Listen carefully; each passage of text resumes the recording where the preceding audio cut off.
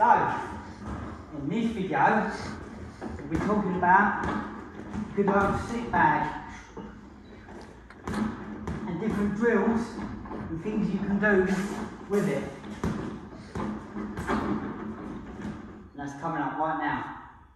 What's up, fight fans? My name's Will Butler. If you're new to my channel, welcome.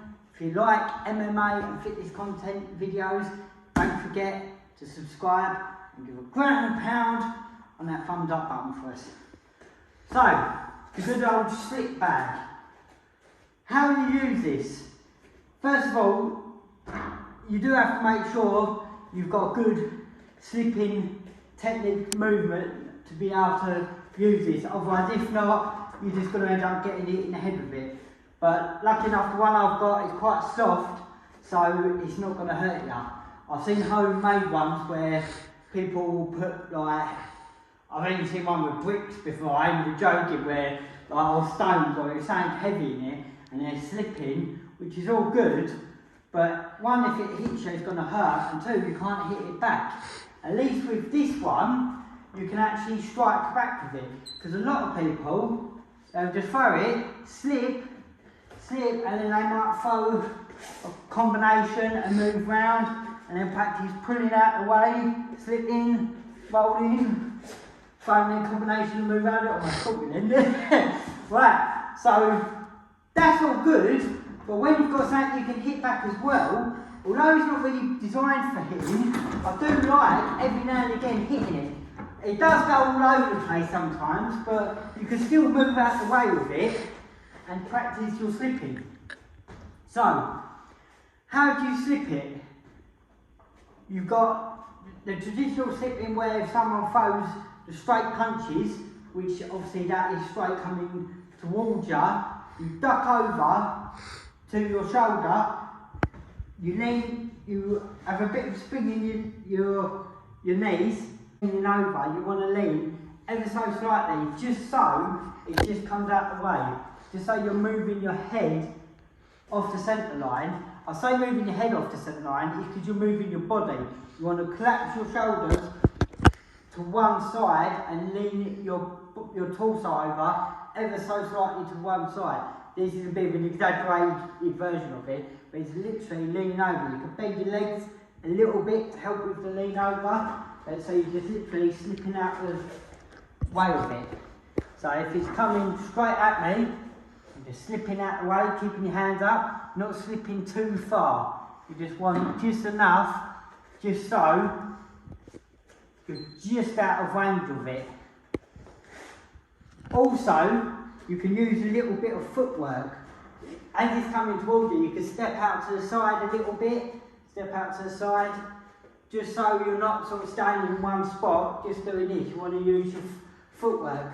You can even, just literally, having your head there, just literally just stepping out to the side, or pivoting. So as you come through, you pivot on your foot. That's one way to create an angle to the outside. Now the other way you can use your head movement is pulling backwards.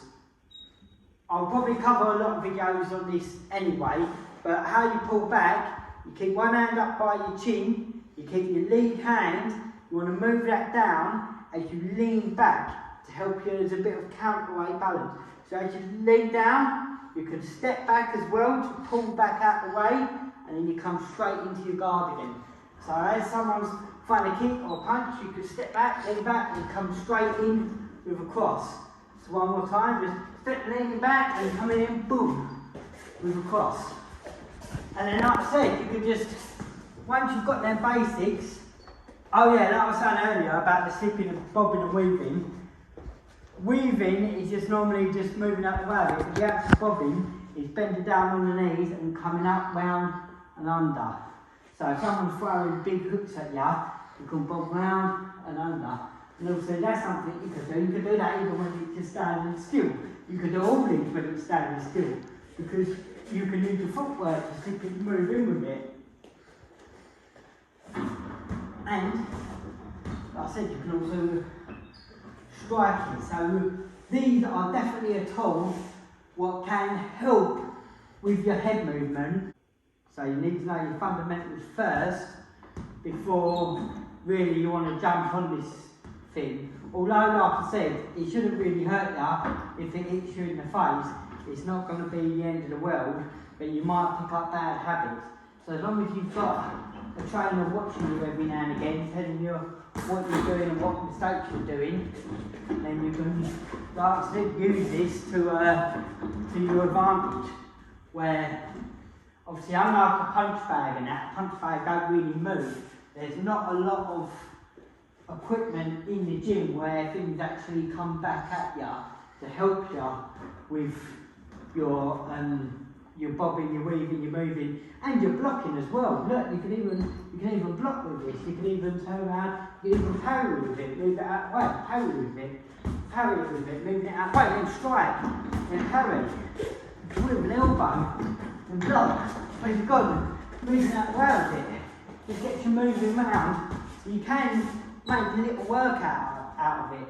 The only thing is you can't really do is really give it a good whack like you can on a punch bag. On like a punch bag or a mountain ball bag or the bob or anything like that, you can really go to town on it. Well, see, with this, if you're going to go too mad, you're not really going to hit it, it's going to bounce up and hit the wall and hit things.